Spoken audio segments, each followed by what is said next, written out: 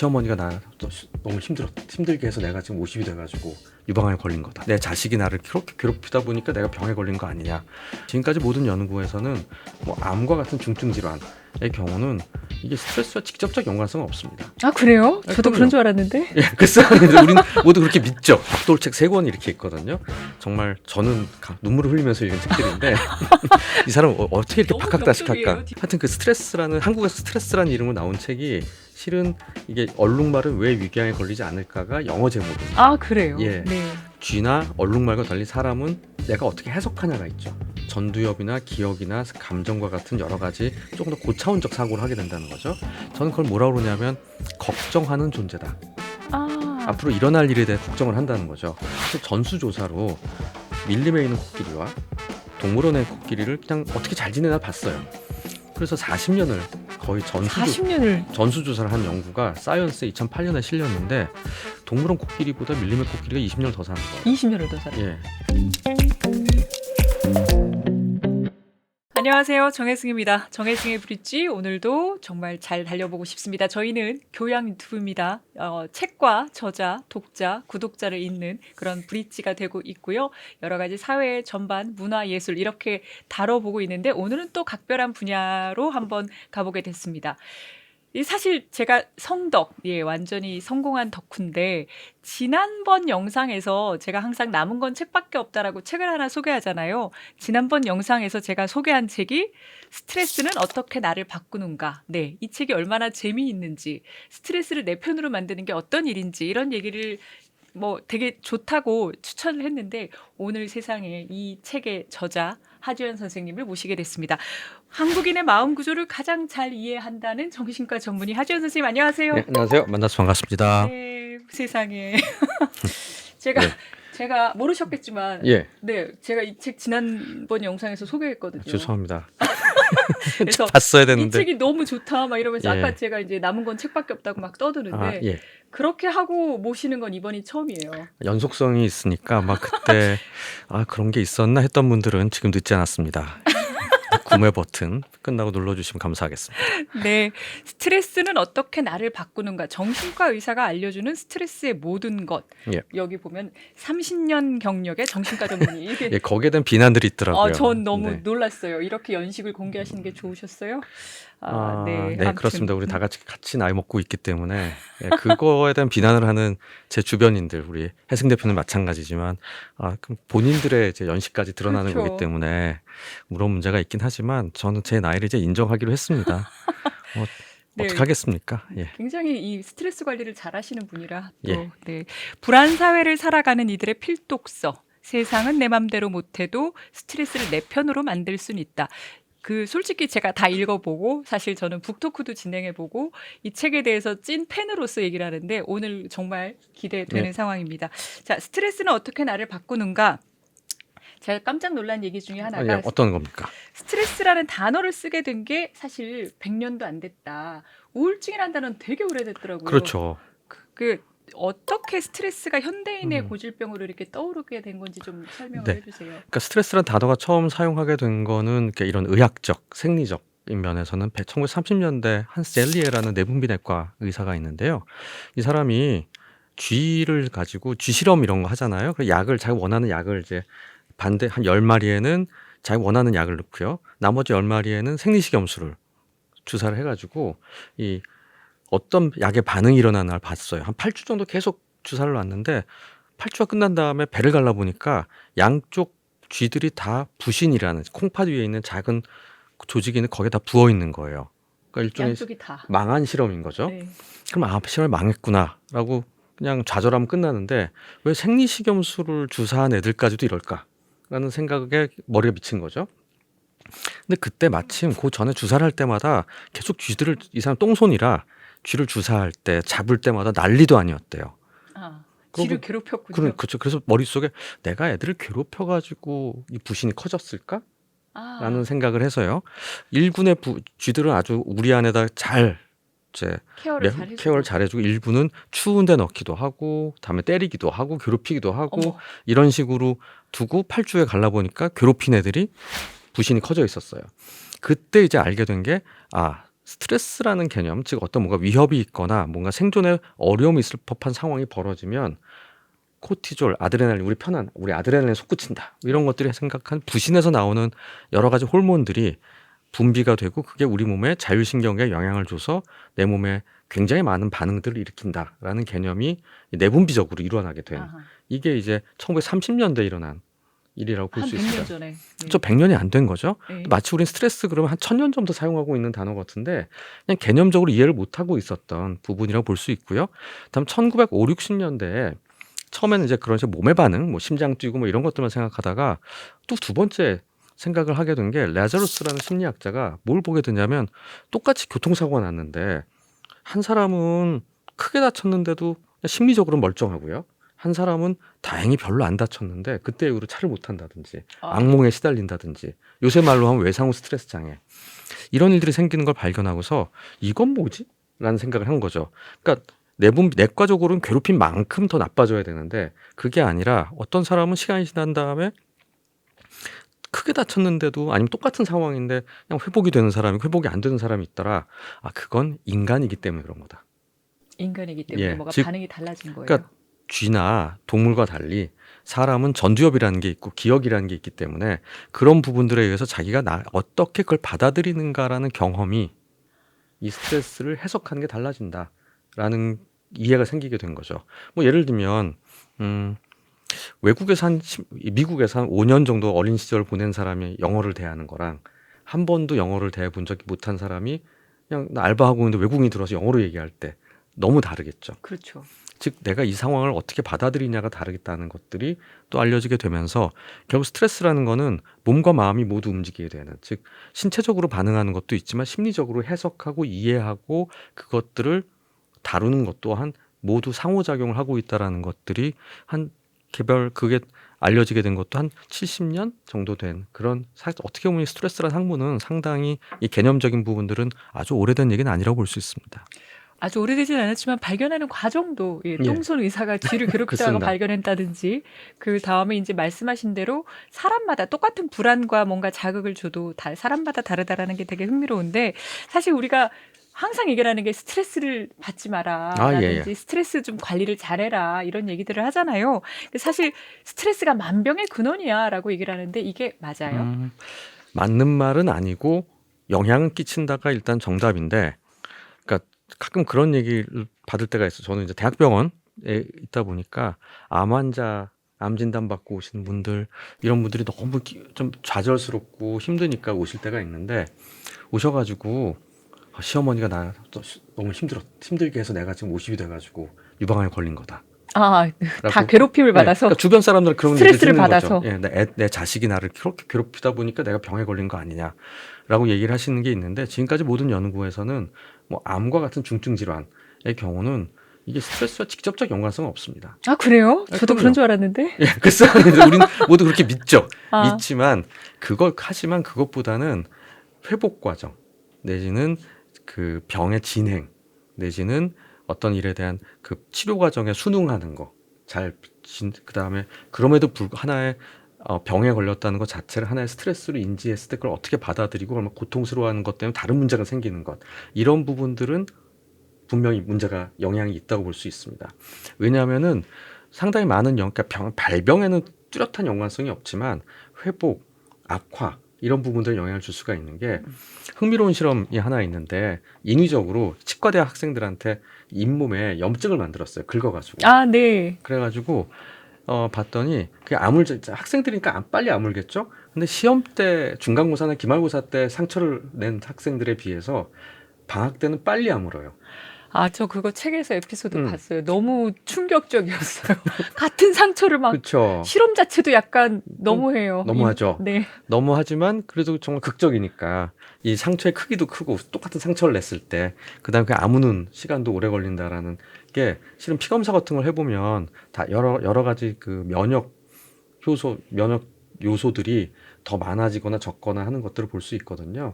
또 다 면역 억제를 했을 때 일부러 그런데 스트레스 반응도 좀 달라지게 되는 면들도 볼 수 있기 때문에 우리가 신체 질환이 생기는 것 자체는 영향을 주진 않지만 평소에 스트레스 관리를 잘 해야만 어쩔 수 없이 걸리는 병에 회복의 속도가 달라진다. 그리고 더 그냥 뭐 예를 들면 감기 걸리면 끝날 것이 뭐 폐렴으로 간다든지 뭐 있을 수 있고요. 내지는 뭐 항상 잠복해 있다가 나빠지는 병들 있잖아요. 뭐 헤르페스 같은 그런 것들을 갖고 계신 분들은 막 굉장히 무리하거나 힘들면 꼭 올라오는 피부염 같은 것들. 근데 그런 부분들을 볼 수 있기 때문에 스트레스가 신체 질환하고도 분명한 연관이 있는 부분이라 볼 수 있지 그걸 오직 심리적인 거로만 보실 필요는 없고요. 다음에 또 거꾸로 신체 질환이 생긴 부분들을 뭐든지 자꾸 심리적인 거로만 또 그것 때문에 생겼다라고 볼 이유는 없다고 봅니다. 그런데 말씀하신 것처럼 방학 때는 그 애들이 같은 그렇죠. 상처도 빨리 났듯이 마음 영향은 미친다. 그럼요. 영향을 미치기 때문에 악화되기 전에 아니면 더 나빠지기 전에 이제 우리가 평소에 잘 휴식을 취해야 되는 거고요. 우리가 이제 인간은 스트레스를 예. 많이 받는 편인데 자연에 사는 그 포유류들 여기 조금 스트레스 얘기가 나오거든요. 예. 그러니까 예컨대 굉장히 스트레스가 많을 법한 상황에서도 스트레스를 안 받는다든지 그것으로 인한 질병에 안 걸린다든지 아니 사실 그 얼룩말은 왜 위궤양에 안 걸리느냐 뭐 이런 질문들이 있더라고요. 그게 이제 세폴스키라는 굉장히 유명한 영장류 학자이면서 스트레스에 정말 생리학에서는 최근에 책 두꺼운 책 나오신 그죠. 그분이죠. 그분이 이제 그 3대장을 쓰신 거죠. 스트레스, 행동, 비헤이브, 디터민드 세 권의 책을 벽돌책 3권 이렇게 있거든요. 정말 저는 눈물을 흘리면서 읽은 책들인데 이 사람 어떻게 이렇게 너무 바깥다시 벽돌이에요. 할까? 디터민드 최근에 보고 그쵸. 제가 깜짝 놀랐어요. 그래서 저는 네. 막 근데 어차피 3권이 한 흐름이라서 한 권만 딱 깨고 나면 그 다음부터는 좀 편하게 보실 수 있는데 하여튼 그 스트레스라는 한국에서 스트레스라는 이름으로 나온 책이 실은 이게 얼룩말은 왜 위궤양에 걸리지 않을까가 영어 제목입니다. 아 그래요? 예. 네. 근데 그게 무슨 얘기냐면 제가 아까 그 레저러스 얘기를 하고요. 한스 엘리에 얘기를 했듯이 그러니까 어떻게 보면은 엘리에가 얘기한 수준의 내분비계는 쥐나 얼룩말이나 사람이나 똑같이 갖고 있는 그렇기 때문에 우리가 쥐 실험도 하고 하는 건데 네네. 쥐나 얼룩말과 달리 사람은 내가 어떻게 해석하냐가 있죠. 그러니까 어떻게 보면 이제 전두엽이나 기억이나 감정과 같은 여러 가지 조금 더 고차원적 사고를 하게 된다는 거죠. 저는 그걸 뭐라고 그러냐면 걱정하는 존재다. 앞으로 일어날 일에 대해 걱정을 한다는 거죠. 그러니까 얼룩말은 사자가 눈에 보이면 도망가고 눈에 보이지 않으면 제가 언제 오지? 이 고민은 안 한다는 거죠. 그때 잠깐 스트레스를 받을 수 있고 아까 쥐도 그쵸. 잠깐 부신이 커질 수는 있지만 인간처럼 사서 걱정, 앞서 그렇죠. 걱정을 안 하는 거예요. 사서 걱정, 앉아서 걱정을 안 하기 때문에 얼룩말은 계속 걱정하느라고 위궤양이 생길 정도는 아니고 위산이 계속 나와서 위가 허를 정도는 일어나지 않는다는 거죠. 얘들은 그냥 자다가 튀어나오면 도망가면 되는 건데 사람은 상황이 끝나고 나도 그 일이 또 생길까 봐 아니면 더 무서운 일이 벌어질까 봐 이건 첫 전조일 뿐이고 진짜 큰 놈은 따로 올 거야 라는 생각 때문에 결국 계속 스트레스 상황에 나를 노출시키게 사실은 그걸 걱정한다는 거는 적당한 염려가 좀 넘어가는 거거든요. 그러니까 한편으로 이렇게 생각해 보실 필요는 있어요. 그렇다면 걱정을 전혀 하지 말고 살라는 말이냐? 그건 포식자만 그렇게 할 수 있는 거거든요. 사자만 그냥 편하게 누워 잘 수 있듯이 우리가 이렇게 앞날에 대한 걱정을 했기 때문에 지금의 문명과 문화를 만든 거일 수도 있고요. 그래서 비가 올 것 같은 우산을 가지고 나가는 거고요. 하는 부분들이 있듯이 우리가 적당한 선에 앞날을 생각하는 건 필요한 일인데 이 부분들이 사실 어떨 때는 너무 먼 미래에 대한 걱정을 하느라고 내지는 과도한 걱정, 과도한 예측, 나쁜 쪽으로 그걸 걱정이라고 얘기할 텐데 그런 부분들이 내 몸의 신체 반응을 일으키게 되는 면들도 있다는 부분들이 생각해 봐야 될 부분이라고 생각할 수 있어요. 하지만 책에 또 보면요. 예. 코끼리 얘기가 나오거든요. 예. 그러니까 동물원의 코끼리랑 밀림의 코끼리가 수명이 다르다. 예. 그래서 이제 스트레스라는 부분들에 대해서 우리가 또 다양한 연구들이 있는데 실은 이거는 스트레스 연구는 아니고 그러니까 모든 코끼리들은 이제 보호동물이기 때문에 야생의 코끼리도 다 칩이 박혀 있는 얘들이 어디서 뭘 하고 있는지 잘 볼 수 있잖아요. 네. 그래서 전수조사로 밀림에 있는 코끼리와 동물원에 있는 코끼리를 그냥 어떻게 잘 지내나 봤어요. 동물원에 있는 코끼리는 그 사람 유전자가 다를 가능성이 있으니까 그 인도 코끼리랑 아프리카 코끼리가 나눠서 보고 치밀하게. 더 치밀하게는 그래서 코끼리를 야생에서 잡아서 동물원에서 키우네. 대신은 동물원에 자라서 계속 자라네. 얘들이 다를 수 있으니까. 그렇죠. 그래서 40년을 거의 40년을 전수조사를 한 연구가 사이언스에 2008년에 실렸는데 그냥 당연히 우리가 생각할 땐 밀림이 우리가 알면 자연보호 막 밀렵꾼 그러니까 그리고 뭐 아프리카 가뭄 이런 거 생각하면 일찍 죽을 것 같은데 동물원 코끼리보다 밀림의 코끼리가 20년을 더 사는 거예요. 20년을 더 살아요. 예, 평균적으로.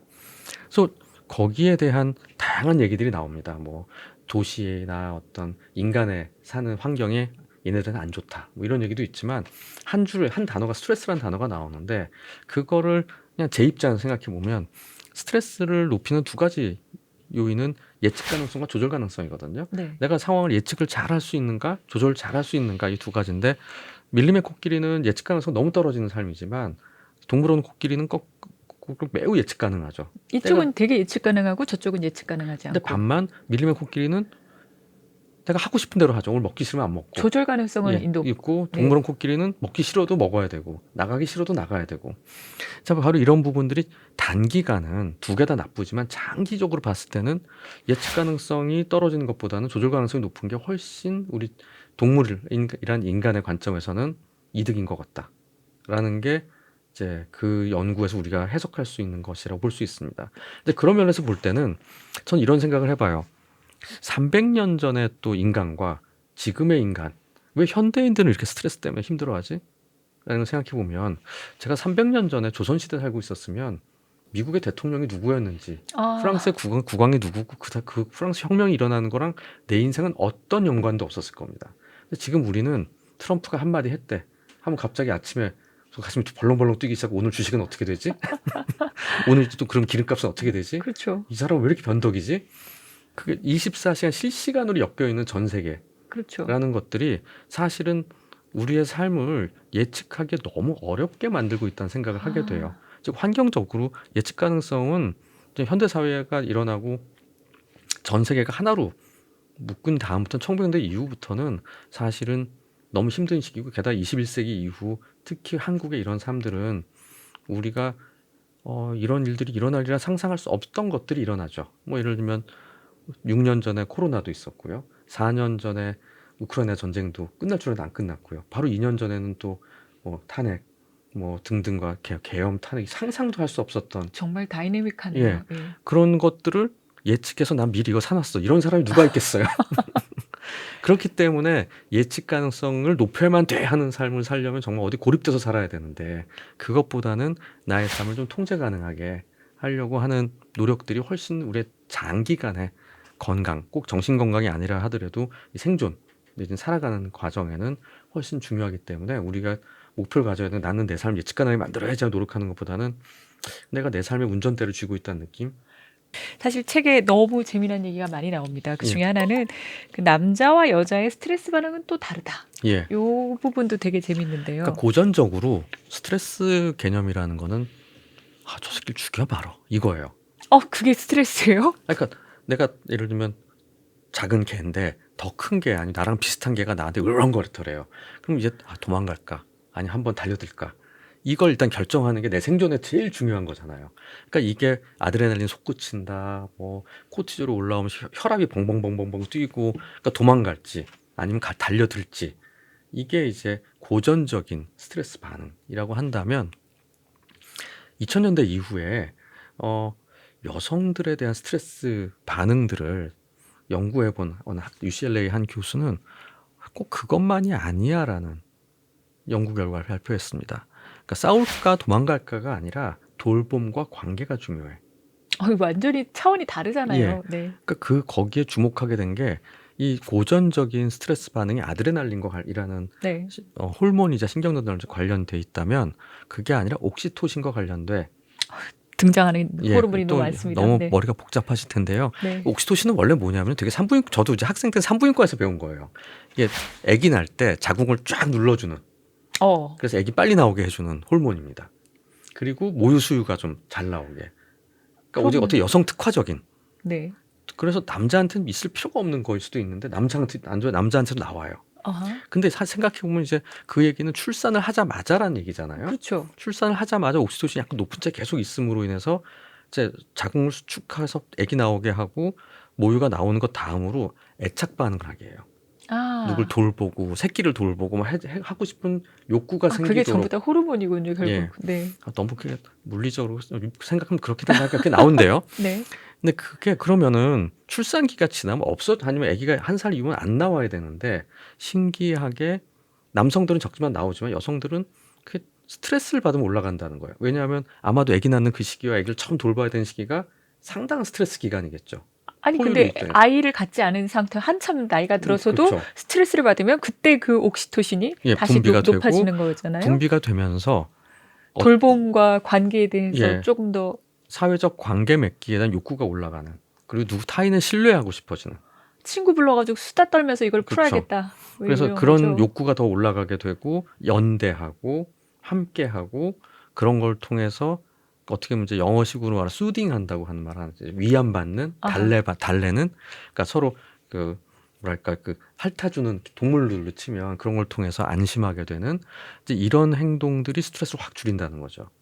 이제 바로 그런 부분들이 등장한다는 게 그래서 한 20년 정도 됐는데 왜 남성과 여성은 스트레스에 대한 반응이 다를까라는 부분들을 설명해 주는 또 하나의 증거들이 많이 나오고 있고요. 반면 남성들은 가서 뭐 들이박는 10대들도 있지만 상당수가 어떨 때는 이제 동굴 속으로 들어가기도 하죠. 그래서 아까 말씀하셨지만 싸울까 예. 아니면 튈까. 튀어서 일단 숨는다기보다는 내가 사생 결단을 하느니 차라리 어딘가서 이제 웅크리고 있으면서 그냥 있어 봐라고 생각하는 방식 나를 꺼버리는. 근데 그런 경우도 있다고 볼 수 있어요. 왜냐하면은 그 우리 옛날에 그런 거 있죠. 산길에서 곰 만나면 어떻게 해야 돼? 가만히 죽은 척해라. 그쵸, 그거. 네. 이제 그런 방식일지도 몰라요. 그러니까 프리징 한다고 그러는데, 근데 그것도 괜찮은 방어 중에 하나이기 때문에 그걸 사용하는 사람들도 아마도 있을 수도 있고요. 아, 그것도 방어 기제 그냥 자연스럽게 예. 나오는. 예. 그래서 실제로도 동물들 중에 일부는 정말 죽을 것 같은 상황이 되면 심박수가 굉장히 밑으로 떨어진대요. 아, 정말 그래서 죽은 동물 같이 보여서 이 포식자가 별로 관심을 갖지 않게. 상했을 수가 있으니까 먹지 않게 한국 지나가게. 그 너무 놀라운 신체. 예. 근데 그거를 네. 이제 우리 마음에 작동해서 본다면 이제 머리가 서버렸어요. 뭐 이런. 아, 그게 그런 거군요. 예.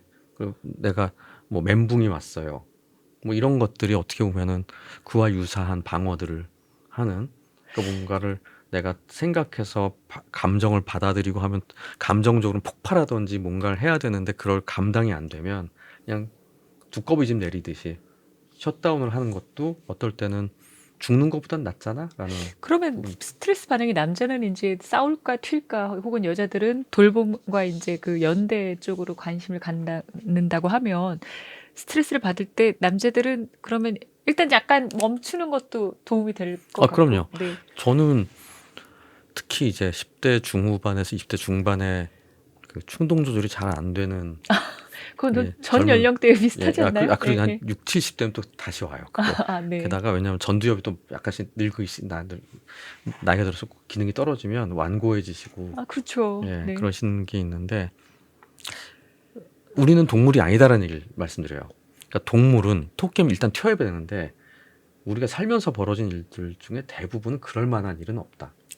조금 한 타임 쉬었다가 내지는 반나절 후에 반응해도 죽지 않는다. 반나절. 그러니까 저는 이제 그래서 꼭 사단이 나는 게 12시 반이나 새벽 1시에 장문의 이메일 쓰는 분들 있죠. 그죠. 저 옛날에 해봤어요. 예. 네. 내지는 그걸 답장으로 전사 메일 돌리시는 분들. 네. 이제 그게 딱 그거잖아요. 어떻게 보면은.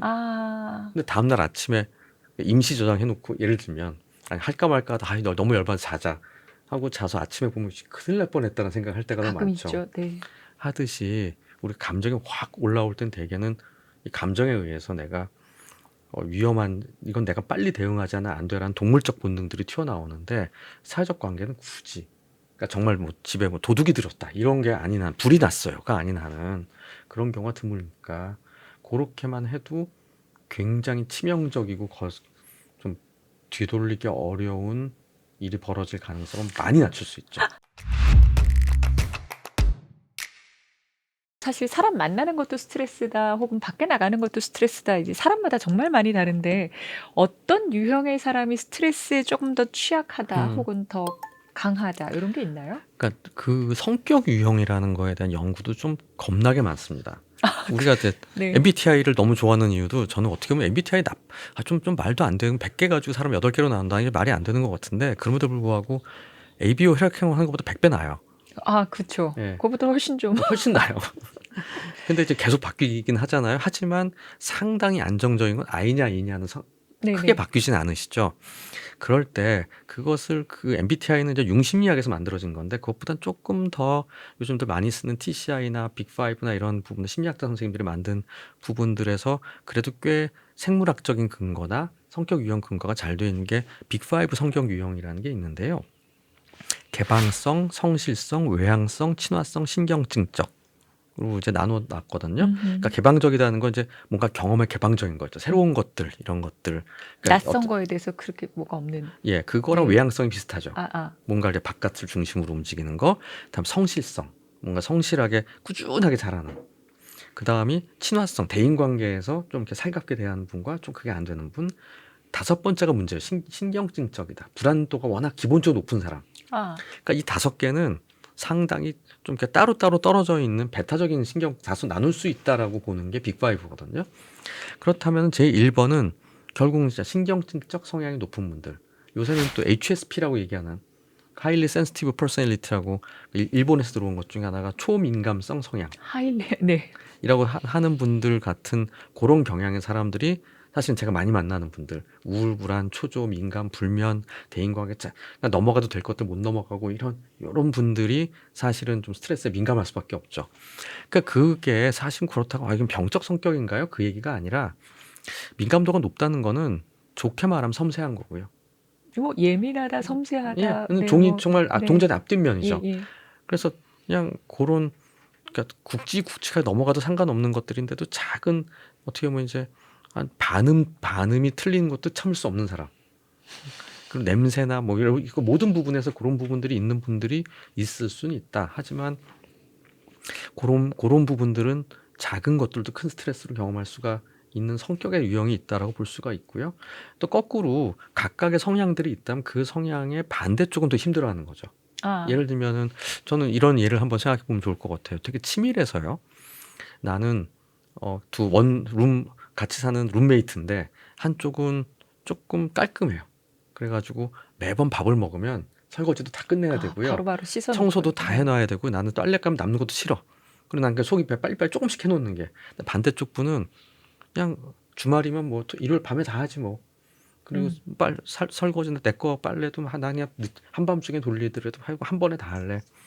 그렇게 되면 둘 다 틀린 사람은 아니에요. 무슨 병적인 건 아닌데 이쪽 사람이 상대방을 보면 너무 불편해요.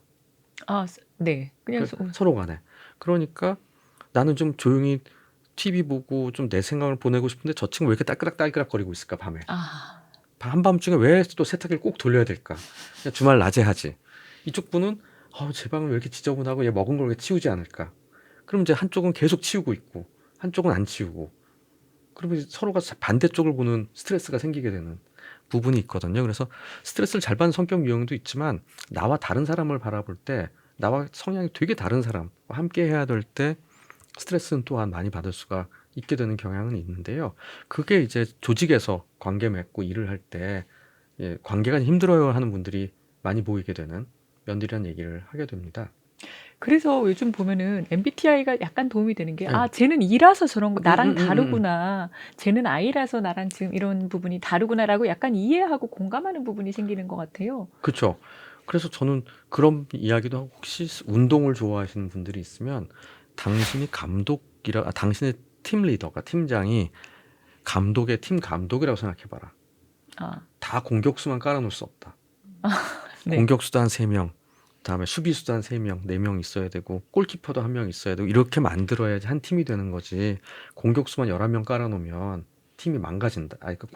게임을 할 수가 없다. 그러니까 성격 유형도 비슷하게 정말 지혜로운 팀 리더들은 그렇게 잘 다른 사람들을 적당히 섞어서 집어넣는 지혜가 있는 것 같더라. 이게 결국은 다양성이 이긴다는 말이 다시 또 떠오르게 하는데, 맞습니다. 예. 이게 좀 스트레스에서 시작해가지고 지금 조직 관리까지 쭉 하시는 듯한 느낌이 있지만 저는 또 궁금한 게 그 회복력이 되게 좋은 사람들이 있잖아요. 그 어떤 특징이 있는 건지, 음. 그러니까 나도 회복력이 좀 좋아졌으면 좋겠어. 이게 노력으로 되는 거예요? 노력이 어느 정도 필요하고요. 훈련에 의해서나 경험에 의해서 달라지는데 전 이런 생각해 보시면 옛날에는 스트레스 자체에 대한 얘기가 제일 많았어요.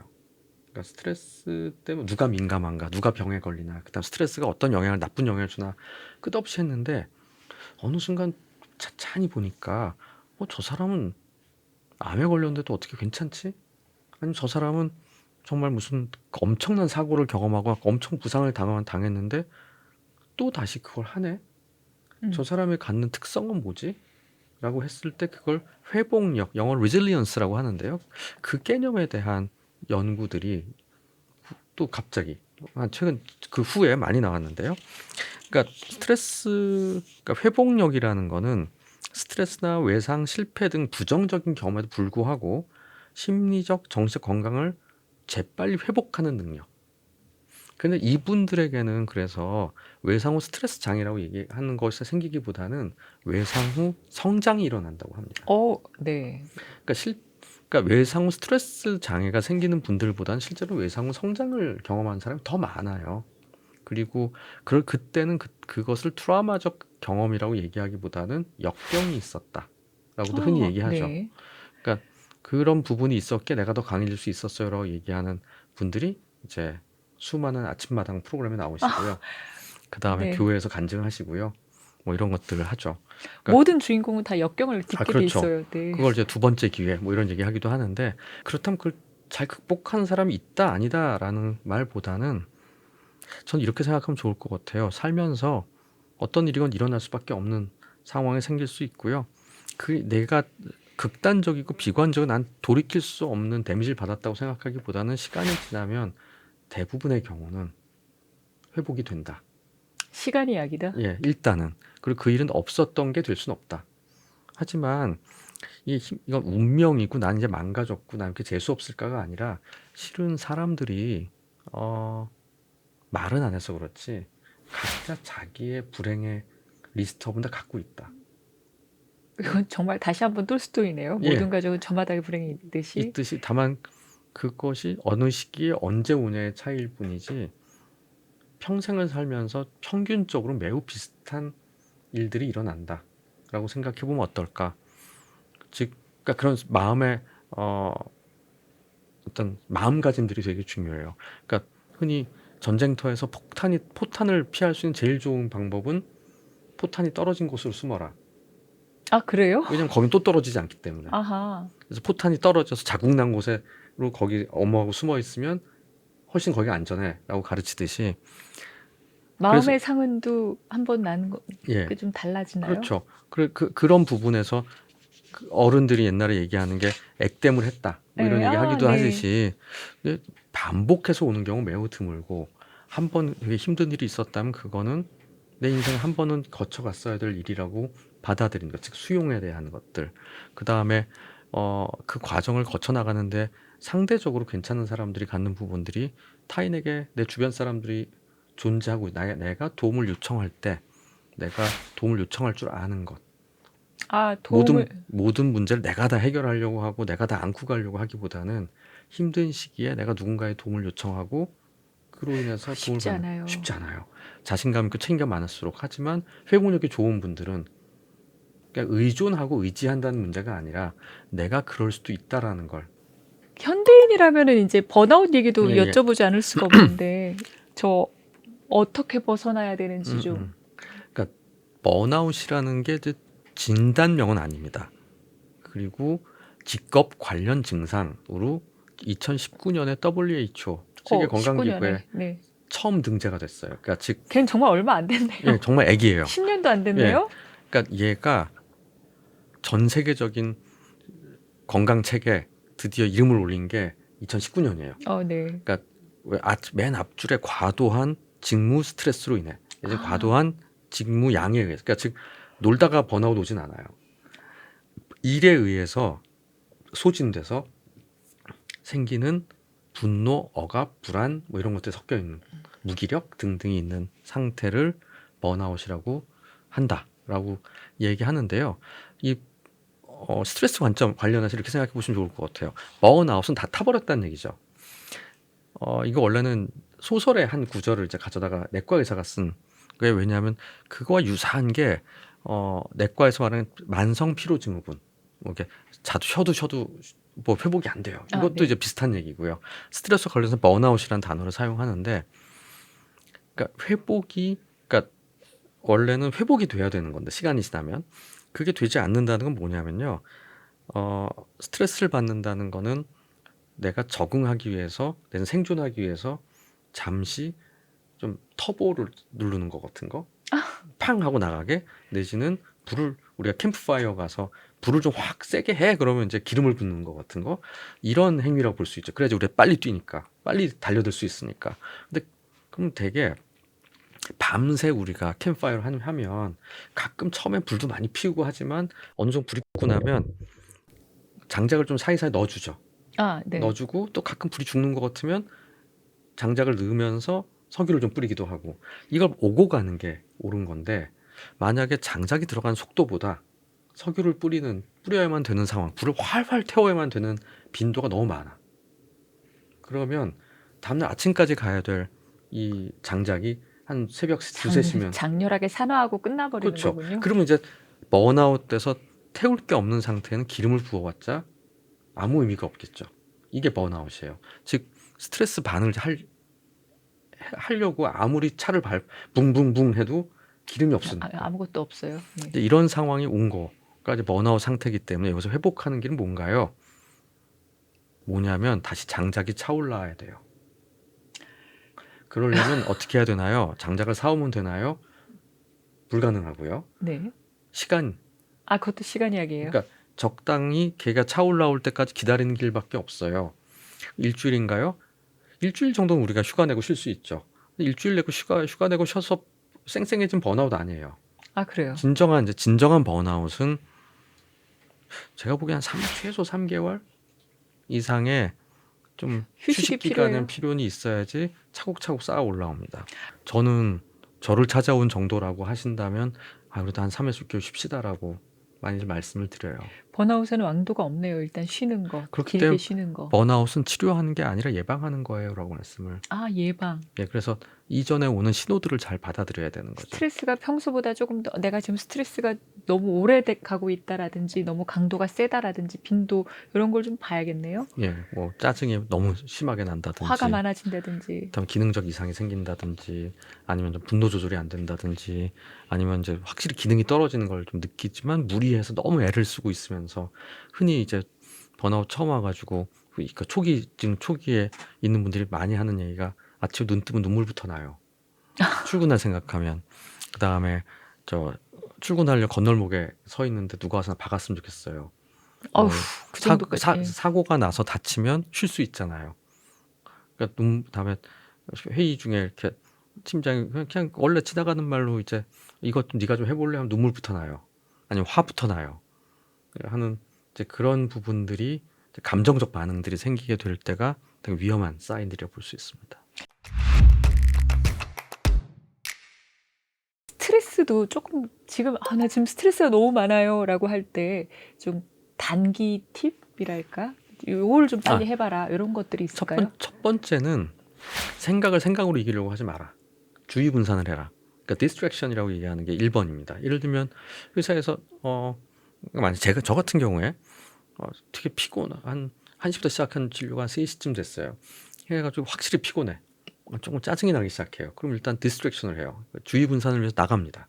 일단 사무실 밖으로 진료실 진료실 잠깐 기다리시고 하고 나가서 어디로 가시는 거예요? 잠깐 바깥 바람을 쐬요. 한 5분 정도. 5분. 해서 뭐 콜라 같은 거 하나 잠깐 마시던지.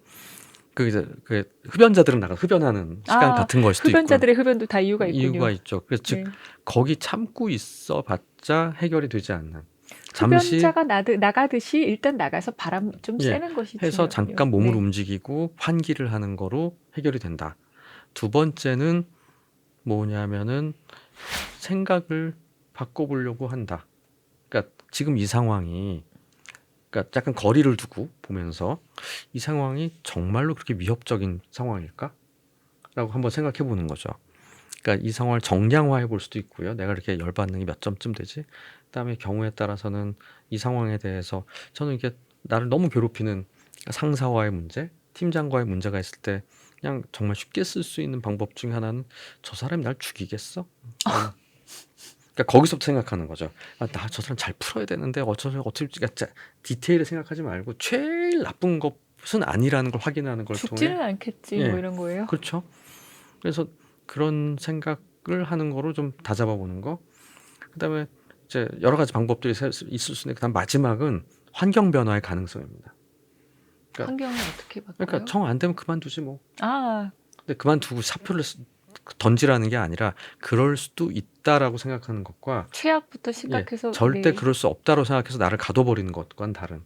아, 그러니까 저는 이제 상상을 해보면은 그러니까 커다란 여행 가방에서 지퍼가 하나 더 달려 있잖아요. 아니면 아무것도 안 열리지만 열면 살짝 넓어지는. 네.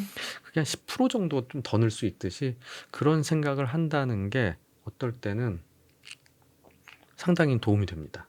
그리고 그럼에도 불구하고 안 되면 솔직히 내 캐파가 안 되든지 여기 계속 있을 상황이 아니든지 한번 커리어 체인지가 필요한 시기라고 보는 게 맞아요. 그때는 떠나야지 뭐.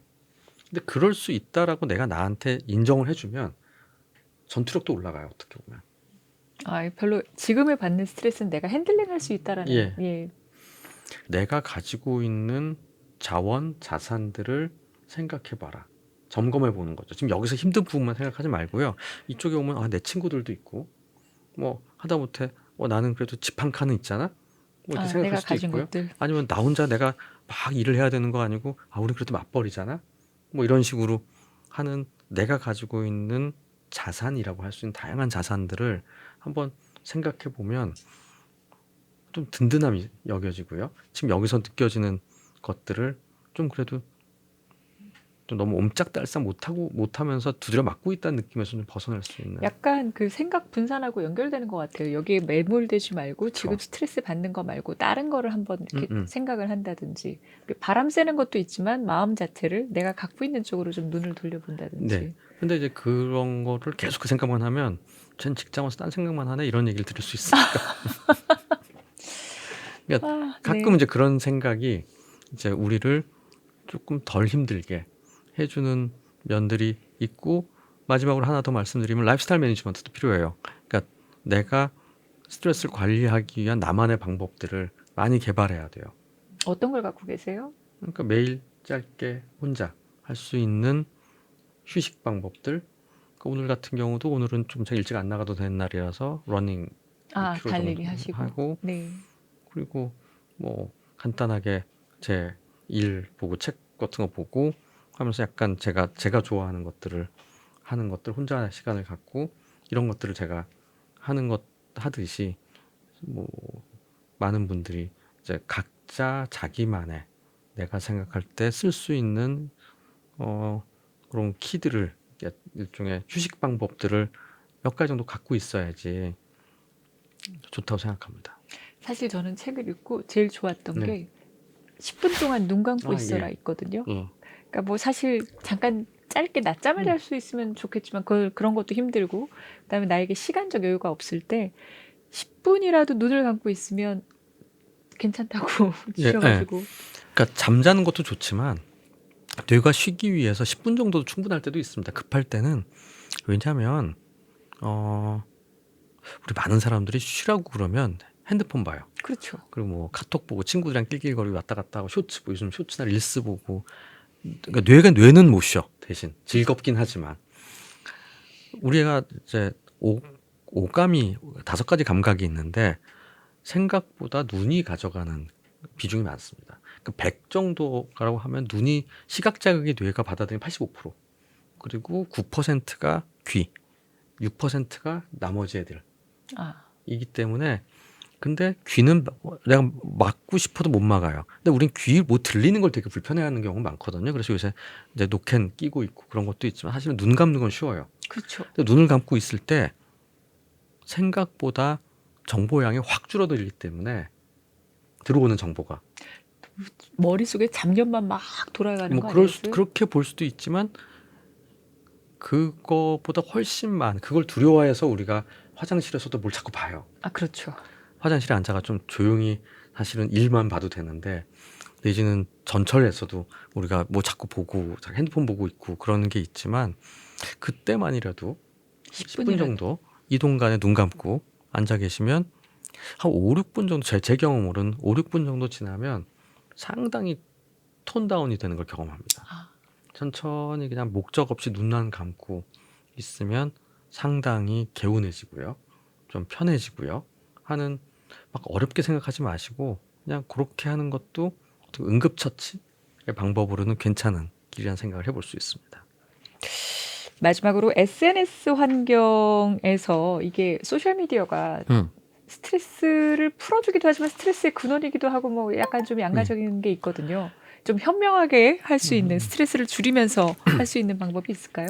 그러니까 이런 겁니다. SNS가 소셜 브레이킹 네트워크는 아니잖아요. 아, 그럼요. 브레이킹 하려고 하는 게 아니라 네트워크이잖아요. 그러니까 원래는 고립을 줄이기 위해서 만들어진 서비스라고 생각을 해요.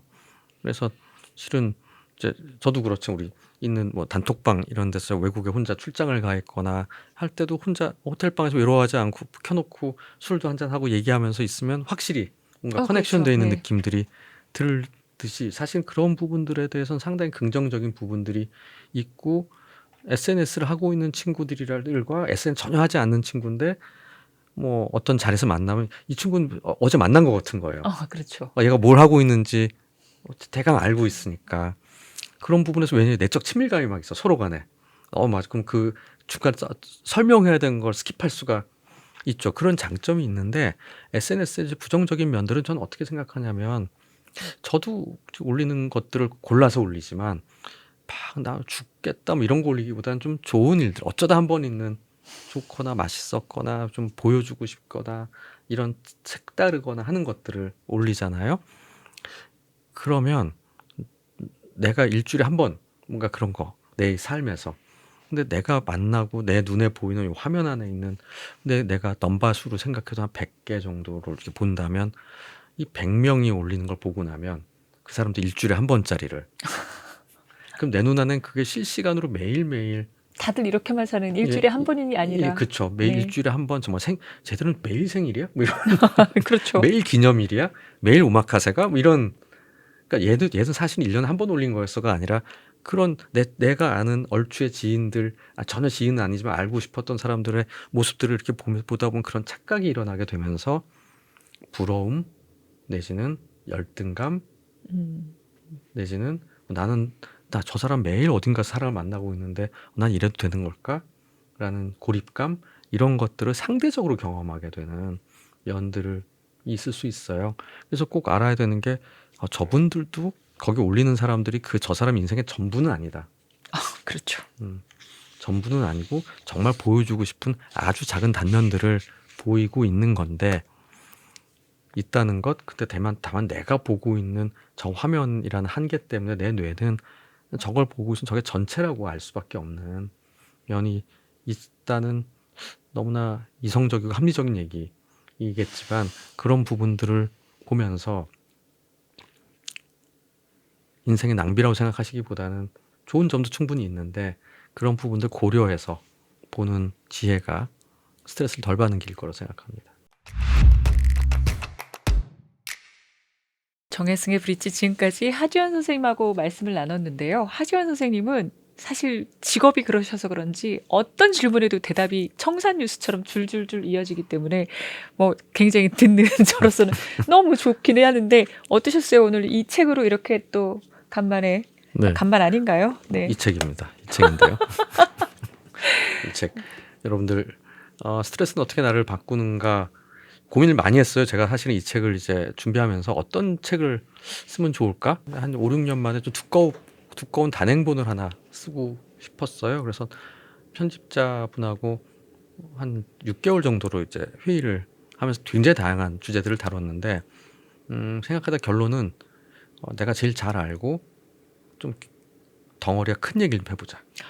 조금 보편적인 좀 과학 교양서 냄새가 나는 그래서 그런 것들로 준비한 책입니다. 그래서 한국의 얘기들도 많이 있고 우리 삶의 적응하고 대응해 볼 수 있는 내용들을 많이 담고 있으니까요. 두고두고 읽으실 수 있는 책이라고 감히 말씀드립니다. 이 다음 책도 그렇게 설명하실 거예요? 예, 그 또 책을 다른 정말 책을 많이 음. 내시는데 사실 책이 다 재미있긴 해요. 하주연 선생님과의 1부는 오늘 여기까지 하고요. 저는 여러분과는 다음 주에 하 선생님 2부 얘기가 또 엄청 재밌을 예정이거든요. 기대해 주시기 바랍니다. 고맙습니다. 네, 감사합니다. 남은 건 책밖에 없다. 오늘도 책 한 권 추천해 드릴게요.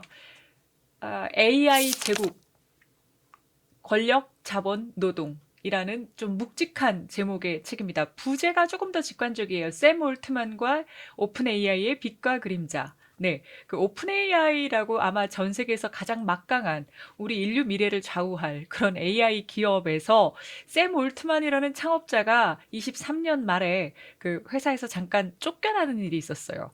쟤는 물러나라. 5일 만에 복귀를 했거든요. 대체 무슨 일이 있었을까? 그 월스트리트저널 기자 카렌 하우라는 분이 이 내용을 추적을 했습니다. 일단 600쪽 벽돌책인데 너무 재밌어요. 카렌 하우는 이 월스트리트저널 기자인데 사실 국내 기자들하고는 조금 다르게 너무나 구체적이고 생생하게 모든 것을 재현했습니다. 정말 어마어마한 취재력으로 당시 상황을 재현을 했고요. 내용을 보다 보면 사실 아니 이분들이 이렇단 말인가 싶게 네 솔직히 말하면 샘 올트만의 인성 혹은 네 이분의 그 역량 여러 가지에 대해서 우리가 약간 의구심 약간이라고 하면 안 될 것 같아요. 많은 의구심을 갖게 하는 정말 빛과 그림자를 제대로 보여줍니다. 어떤 이들이 오늘날 인류의 미래를 좌우하는가. 샘 올트만 말고 주요 출연자 중에 하나가 말하자면 일론 머스크라든지 지금 그 오픈 AI의 경영진들인데 이분들 다 수조 원 규모의 자산가가 된 정말 어마어마한 빅테크 리더들인데 사실 이분들이 내부에서 치고받고 싸우는 걸 보면은 아니 어떻게 이런 일이 벌어졌을까 싶게 당혹스러운 부분이 있고요. 그다음에 AI가 이제 미래에서 어떤 역할을 하느냐에 대해서도 그 회사 내부에서 논쟁이 벌어지는 것들이 사실 우리 전체의 미래에 너무나 중요한 일들인데 이 사람들끼리 이렇게 결정해도 될까? 여러 가지 질문을 남기는 그런데 무지 재미있는 네 생생한 취재기 AI 제국 권력 자본 노동이라는 이 제목에 너무 그 긴장하지 마시고 한번 보시길 바랍니다.